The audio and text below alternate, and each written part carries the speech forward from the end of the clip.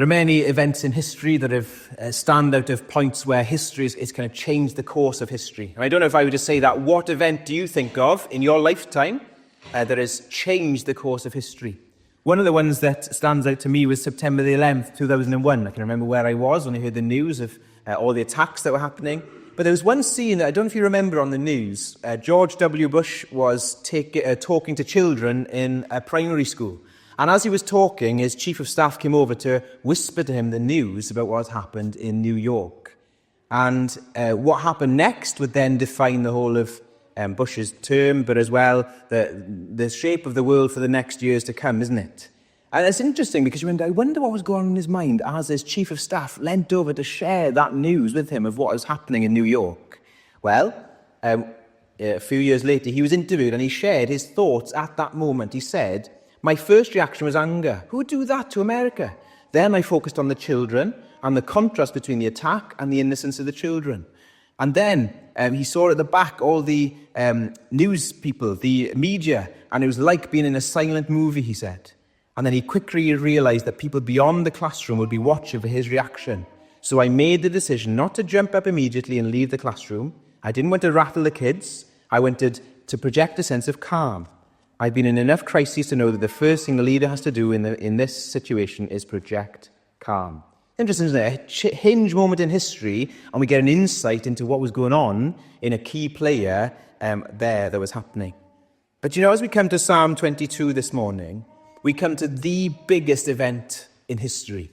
The biggest event in history, and that is the death of Jesus. As you come to John's Gospel, it shows us this. The start of John's Gospel, what happens? Well, we're told that Jesus is the Word that became flesh, the one who has always existed, the one who has always been. And Jesus, the one who has always existed, came to this world. And as you look through John's Gospel, he talks about his hour, the time that was coming for him to do what he came to do. His hour was coming. And what was his hour? What was his reason? Well, on the night he was arrested, he said, "My hour has come." This is it, the death. My death, the crucifixion. So the whole of history, the God who made all things, God became flesh. And his hour had come. The reason he'd come was for the cross. And this psalm is so deeply precious because we get to hear and think about the thoughts that Jesus had when he was dying and while he was dying on the cross. So these are precious words. There are often times where we'll say this as you look through the Bible. This is holy ground, isn't it? This is special. What was Jesus thinking? What was on his heart and mind as he was dying on the cross? Well, this psalm helps us. But before we look at that, you might think, well, if you look at the psalm in your Bibles, it says it's a psalm of David. So this is written about 1,000 years before the crucifixion. How can we say that this is Jesus' words, Jesus' thoughts?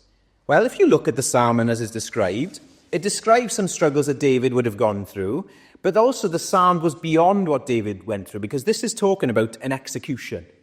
This is talking about something that David didn't face. And in Hebrews 2, verse 12, you can see there, it quotes verse 22, and it tells us Jesus said this. So these are the words of Jesus. The Bible helps us to interpret it like that.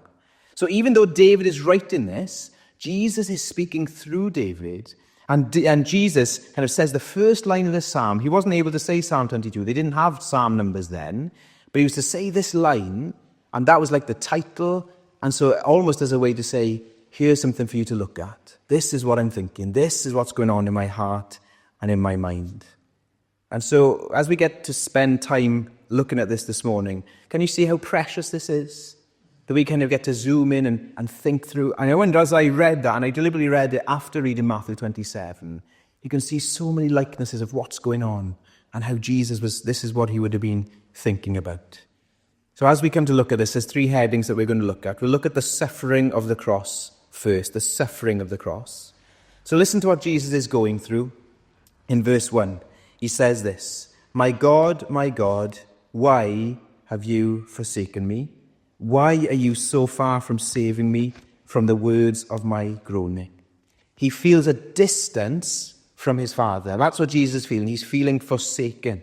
And not just a distance, but there's a silence as well. Verse 2, oh my God, I cry by day, but you do not answer. and by night, but I find no rest. See, Jesus is there on the cross, and he is suffering, he is struggling because he's calling out to his Father, and he is feeling a coldness and a distance and a forsakenness, and it's like the heavens are brass. There is no answer. And when you contrast that to Jesus as we see throughout the rest of his life, remember what we saw? We see that before time began, Jesus he's this eternal Son of God in this loving relationship with the Father by the Spirit. And as far back in eternity as you go, there's this eternal, glorious, loving, warm relationship. And as you look in the Gospels, Jesus spends time with his Father. He goes away to pray. And you can imagine those points are real points of just a reminder of his home, of his mission, of the love that his Father has for him. He has those warm times, and then he goes out and does the rest of the things he does. So they would have been important times of nearness, of connection, and of really steadying him for those moments. I don't know if you've had an experience where you've been away from home for a long time, and I'm thinking kind of before we had mobile phones and access to things like that. I had an experience of being abroad for 7 months, so I know it's not that long, but it felt long for me at 18 years old, being away from home for that long. And I loved getting letters. Why? Well, they were just a reminder of home. Hearing from friends and family. Sometimes they were a taste of home, because my mother managed to send Cadbury's chocolate out, which was great. It's like, oh, great, a taste of home. And you hear from home. Or it would have been going to an internet cafe to read emails from friends, And I think it was just lovely to be reminded of that, of the love and the friendship that was there. And it meant so much. But Jesus here on the cross, he'd used to be going back to his Father and knowing this taste of home, and yet on the cross, what does he get? He just felt alone. There's just nothing. The post box was empty, as it were. There was no letters or messages. He was talking, but there was no warmth. There was just coldness. And so there's this restlessness. He can't find any peace. There is deep agony, and he's never felt this before between him and his Father. In verses 3 to 5, there's this turmoil going on in his heart. You see in verse 3, yet you are holy, enthroned in the praises of Israel. He's telling himself what his father is like. You, our fathers, trusted. They trusted and you delivered them. To you they cried and were rescued. In you they trusted and were not put to shame. He's saying, look, you are a God who is holy. You're trustworthy. You answer prayer. You're faithful. You've done it in the past. I know. But then he thinks, even though you are faithful to them, verse 6, but I'm a worm and not a man, scorned by mankind, despised by the people. All who see me mock me. They make mouths and wag their heads at me. People around him are mocking him and despising him. People in the past were put to shame, he's saying. But now weren't put to shame, but now I am being. You rescued them. Why aren't you rescuing me? I don't get it, almost like there's turmoil. What's going on? There's a gap between what he knows and what he's experiencing. I know you are faithful. I know you are good, but it doesn't feel like it right now. Here's a God who promises, I'll never leave you nor forsake you. And yet here I feel forsaken. Here's a God who's rescued people in the past, but now you're not rescuing me.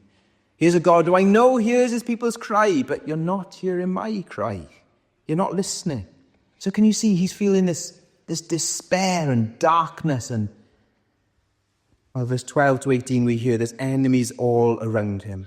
The bulls encompass him. Strong bulls of Bashan. Now, it wasn't that they weren't literally bulls there, but these bulls which were known as strong bulls, there they were surrounding him and they were threatening. There's lions roaring around. Some commentators say this could be referring to the demonic around him, like the devil roaring, like a roaring lion waiting for someone to devour. You've got the demonic as well as the dogs who are there ready to attack, and the people are acting like animals almost. It's just this horrible, scary scene. And Jesus is there, and he is feeling all of this. And verse 11, he prays, be not far from me, the trouble is near. But the enemies feel nearer than his Father. Like I said, these people are described, verse 16, as these dogs. And these weren't kind of pets that we're used to. These would have been wild, dangerous dogs, like a pack surrounding him. It's a scary situation, so scary. Verse 14, my heart is like wax. There's no strength there. It's just melting. He's all alone. So he was feeling this loneliness from God, but as well, this physical pain. And you see that's talked about, isn't it? Verse 14, I'm poured out like water, my bones are all out of joint, I'm being pulled apart. Verse 15, I am weak, I am thirsty, my tongue sticks to my jaws. Verse 16, we're told that my hands have been pierced. Humiliation, verse 18, of him being stripped and naked and them just playing games with his garments. Here is darkness, here is struggle. And you think about this was written kind of 500 years before crucifixion was invented, before they'd thought up this horrendous way of killing people. 1,000 years before Jesus was crucified. And yet there is so much detail, isn't there, here about what was going on the cross. Now, as we think of the pain of the cross, we need to feel and pray God would help us to see something of the despair and the darkness and the oppression and the fear and the hopelessness and the loneliness that Jesus was feeling. We need to see something of what he was going through on the cross. And we just need to pause there, don't we? I think he did this. He really went through this. He really faced that darkness and that despair and that turmoil of, why aren't you listening? What is going on? And when we see that suffering, when we feel something of it, we then ask the question, well, why? Why did Jesus go through that? We know at any point he could have stopped this. In the Garden of Gethsemane, he said, don't you realize, to the Romans who came to arrest him, or those who came to arrest him, he said, don't you realize I could summon angels? Thousands of angels could come and rescue me at any moment. But he chose not to use those resources because he knew he needed to go to the cross. Why? What kept him going? Well, we see in verse 22 that there was something he had in mind on the cross that kept him going. And what is it? I will tell of your name to my brothers. In the midst of the congregation, I will praise you. Or verse 25, from you comes my praise in the great congregation. Verse 27, all the ends of the earth shall remember and turn to the Lord, and the families of the nations shall worship you. In his mind, he has the image of God's people praising him. And so in his mind, what was keeping him going was the thought that this is going to cause people to be saved and rescued, and then the praise will come back to my Father. People will be saved as a result of this. That's what kept him going. So can you see what is keeping him going? It is his love for you that kept him on the cross. It is love for us this morning, his church. That's what was on his mind. And he was looking forward to being with us. That's what he longed for. Remember Hebrews 12 said, for the joy that was set before him, he endured the cross. That's why he kept going. So the answer to why is you and me, his love for us. This is what it took to be saved, for us to be saved. Now we'll think about what it means and why Jesus bore that for us in a moment. But let me just read a few words of Robert Murray McShane, who was a Scottish preacher many years ago now. And he read this, and I think it sums it up better than I could. He was without any comforts of God, no feeling that God loved him, no feeling that God pitied him, no feeling that God supported him. God was his sun before, and now that sun had become all darkness. He was without God. He was as if he had no God. All that God had been to him before was taken from him now. He was godless, deprived of his God, and he had the feeling of the condemned. When the judge says, depart from me, ye cursed, who shall be punished with everlasting destruction from the presence of the Lord and the glory of his power, he felt that God said his name to him. I feel like a little child casting a stone into some deep ravine on the mountainside and listening to hear its fall, but listening all in vain. This is the hell that Christ suffered. The ocean of Christ's sufferings is unfathomable. He was forsaken in the place of sinners, and if you close with him as your surety, you will never be forsaken. My God, why hast thou forsaken me? The answer, for me.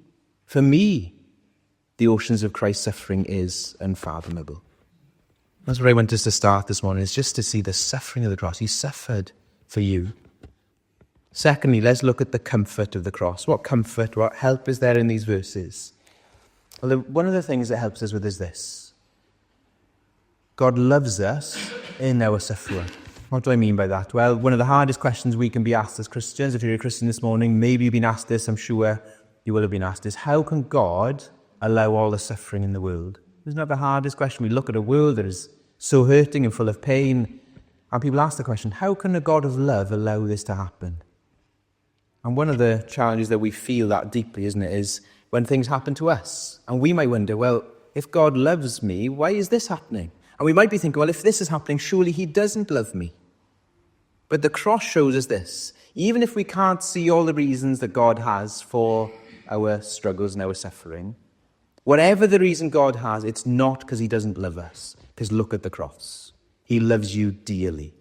And so, yes, there is suffering that we can't explain, but God's heart, we can trust that he loves us. And so in the midst of our suffering, it can steel our hearts and our minds and our legs, as it were, as we face the storm, that I don't know why, but I know he loves me.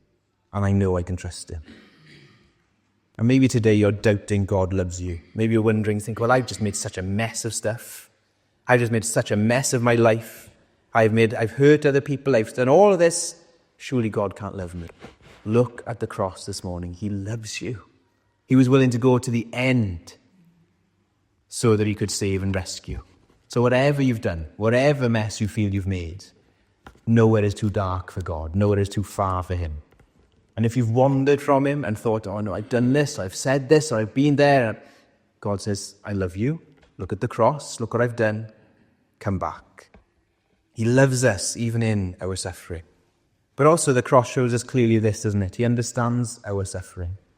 I wonder, as we read those words of Jesus in Psalm 22, that you've ever felt like that. You know what's true of God, but what you feel seems very different. I know you're faithful, but it feels like you're being unfaithful. I know you're good, but it feels like you're not being good. I know you hear, but it feels like you're not listening. Have you felt that? If you've ever felt that God is ignoring you, or is abandoning you, or if it's just silence, if you've ever felt this deep shame, if you've ever been abused, surrounded, overwhelmed, if you've ever been in deep physical distress, deep mental distress, he's been there. Jesus understands what we're going through. Now, although that doesn't answer all the questions we have in our trials, doesn't it help to know that Jesus understands us? Maybe you've been in a situation where you faced a particular type of suffering or trial, and then you meet someone who's been in a very similar situation, and you just have this connection. They understand you, they get you. In the same way, as we look at the cross, it shows us that Jesus gets us in our suffering, in our turmoil, in our struggles. We have a God who has scars, and when we look closely, they're the same scars that we have. And that draws us close. That helps us in our darkness. This is how one author, Dane Ortlund, puts it. He says, consider your own life. When the relationships go sour, when the feelings of futility come flooding in, when it feels like life is passing us by, when it seems that our one shot of significance has slipped through our fingers, when we can't sort out our emotions, when a long-time friend lets us down, when a family member betrays us, when we feel deeply misunderstood, when we are laughed at by the impressive, in short, when the fallenness of the world closes in on us and makes us want to throw in the towel, right there, we have a friend who knows exactly what such testing feels like, and sits close to us, embraces us with solidarity. Our tendency is to feel intuitively the more difficult life gets, the more alone we are. As we sink further into pain, we sink further into isolation. But the Bible corrects us. Our pain never outstrips what he himself shares in. We're never alone. That sorrow that feels so isolating, so unique, was endured by him in the past and is now shouldered by him in the present. See, when we feel the darkness, we're to flee to Jesus because he understands. The temptation is to keep our distance, think, this has happened, so he can't understand, but he does. And so in our anguish, in our struggles, we go to him. He gives us these words, doesn't he, to say, my God, why have you forsaken me? We say those words because we feel them. He gives us those words that he's used himself. He says, I understand. So he understands our suffering. Not only that, he's with us in our suffering. In the New Testament, it talks a lot about Christ's sufferings. And if we're following Christ, we too will go through suffering and struggle. And as we follow him, we will be aware of those things. So in Philippians 3, it says we have fellowship with him in his sufferings. What does that mean? One author said this: just as Jesus assumed human likeness through suffering, so we can grow into likeness through it. If we face it in faith and patience, God can use that for a purpose. Now it means this, that our suffering, Jesus can be with us in, and it's not pointless, but that he has a purpose for it. That's what the cross can show us. There's something unique about trials and sufferings that make us more like Christ. It's like the furnace that takes away the dross. It's painful and it's hard, but he works through it. Remember the fairy tale I told before about the wicked witch who lived in the remote cottage in the deep forest? And what would happen is when travellers would come through, they'd look for lodging, they'd look for meal and a bed, and then they'd find this cottage, and she had this bed that was so comfortable that she... it's the most comfortable bed these travellers have ever felt, and they lie down and sleep. But it was a bed that was full of dark magic. And if you went to sleep on it, when the sun came up, you would never wake up because you turned to stone. And so you became a figure in the witch's garden. If you looked in her garden, there was loads of figures of stone of her previous travellers who'd rested on this comfortable bed. This witch also had a young servant with her that she forced to serve her. And this servant couldn't resist the witch. She had to do whatever the witch said. But the servant felt so sorry for the victim. She'd see them coming in and she'd think, oh no, here's another one who's going to fall into her trap. And one day this young man came in looking for bed and board. And the man came in. But the servant girl couldn't see another person. She couldn't bear to see another person turn to stone. So what she did was she would throw sticks and thistles and thorns into the bed. And it made the bed very uncomfortable. And every time he kind of turned over, there was a pine cone there, or there was a rock over here, and he just couldn't get comfortable all night. He kind of slept, coming and going, woke up throughout the night and didn't have a good night's rest at all. And as he was about to leave in the morning, he said this to the witch: how could you give a traveller such a terrible bed full of sticks and stones? And he cried and he went on his way. Ah, the servant said under her breath, the misery you know now is nothing like the infinitely greater misery of a comfortable sleep would have brought upon you. Those are my sticks and stones of love. You know, sometimes in our life, God puts sticks and stones that are uncomfortable and hard, but they are sticks and stones of love because he knows that we need help to be shaken out of our sin, shaken out of our comfortableness that can lead us into coldness. And so he loves and he cares. In our suffering, God knows what we need, and he can draw close to us. And so he does work through suffering. It's not pointless. The last thing to say about the comfort of the cross is this: he limits our suffering. Now, if we remember why Jesus was forsaken, that we thought about a little bit earlier when we think about the creed, the reason was because he was taking our place. Jesus wasn't just suffering with us to get it, but suffering for us. So Jesus was forsaken in our place on the cross. He was taking what our sin and rebellion deserved. And so that meant, as we thought earlier, he took our hell, our punishment in our place. And that means, if we compare it with verse 1 and 2, Jesus was forsaken so that in our struggles we would never be forsaken. Jesus was left alone so that we would always know God's presence. Jesus was ignored so that we would always be answered. He was restless so that we could find rest. He was abandoned so that we could approach. Can you see? Everything he took means that there's a limit to our suffering, that we can know, however dark the pit that we're in, Jesus has gone darker and he can help us out. And he would face the depths that we deserve so we wouldn't have to face them. Can you see there's comfort in the cross? There is help here for us. Well, let's get back into this psalm for the last part, we've thought about the suffering, we've thought about the comfort. Let's think about the hope of the cross. Verses 22 down to 31.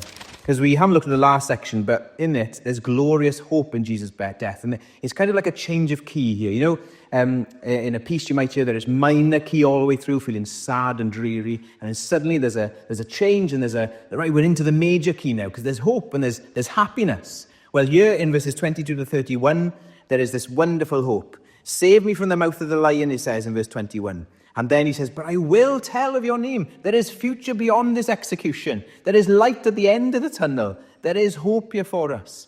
Verse 24, he says, he has not despised or abhorred. He has not hidden his face from him, but he has heard when he cried to him. So there is hope. He has helped. And the result of Jesus' death, verse 27, is all the ends of the earth will know and remember and turn to the Lord. Verse 28, he will rule and he will reign over the nation. Verse 31, people will hear that he has done it. Does that remind you of any other words on the cross? It is finished. It is done. I've completed it. So the psalm ends with this glorious celebration. And this is the resurrection that we can think about. In Jesus' mind, as he was dying, was even though there was turmoil, he knew, I am doing this, and a few days later I will rise again. And that shows us, as we think of the resurrection, as we'll think about this time next week, our sin has been paid for and dealt with. He has paid for my wages of death that I deserve, and he's risen again to show my debt has been paid. We deserve, the wages of sin is death, but we deserve, Jesus paid it in full, and so when he rose again, he was showing, look, I have paid the bill in full. There is no need for you to worry about that anymore. And so this morning, your guilt has been paid for at the cross. If you are feeling shame this morning for what you have done, Jesus took that on the cross. If you are feeling the burden of sin, Jesus rose again to show, I have dealt with it. I've left it in the grave. As far as the east is from the west, that's how far your sin has been removed from you. So don't carry it anymore. Leave it in the tomb, because Jesus has paid for it in full. All of your failure, all of your wrong. And that means we can be sure of heaven because Jesus has paid for it. We can be sure of where we're going because Jesus has done it all. And this section is talking about something even bigger than that. It's talking about the glorious kind of final resurrection where Jesus is going to come back and everybody will see that Jesus Christ is Lord. And so ultimately, this humiliation that Jesus felt on the cross will turn to glory in his coming. His shame now turned to splendor. And when he returns, we're told in Revelation 21, look, God's dwelling place is now among his people. He will dwell with them. They will be his people, and God himself will be with them as their God. That's what we're being touched on when he's saying this, the great congregation. And he will wipe every tear from their eyes. There'll be no more death or mourning or crying or pain, for the old order of things has passed away. I am making everything new. That's the glory of the future of the cross. Jesus had in his mind this hope that one day, even though now they mock me, one day they will see. One day they will bow. Now, how does the resurrection help us?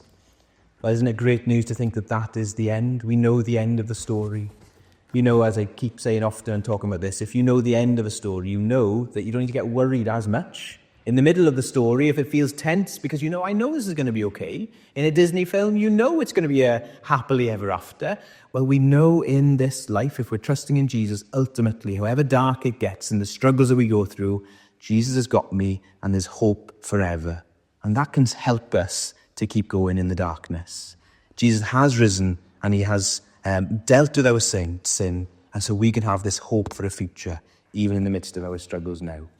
So why did Jesus die on the cross? What was on his mind on the cross? Well, we see this deep suffering that he went through. And that should really humble us that he went through that, because he did that for us. But there is wonderful comfort in the cross as well, because we know he loves us. We know there's a purpose to what he's doing in our lives, even if we don't understand it. But we know he is with us and he gets it, and one day he'll put it all to an end. So this morning, if we're limping along and we're struggling, think, I can't keep going, again, as we've been saying throughout this whole series, let's lift our eyes to the cross this morning again and say, Jesus has done it. It is finished. It is paid for. It is dealt with. And one day, the it is finished at the cross will be total, as it were, because we'll see what he's done when he makes and fixes this world and puts an end to all suffering and all struggle and all darkness, when we can live with him forevermore in glory. So let's pray. Let's just have a moment to reflect on some of those things before I pray, and then we'll sing our last song together.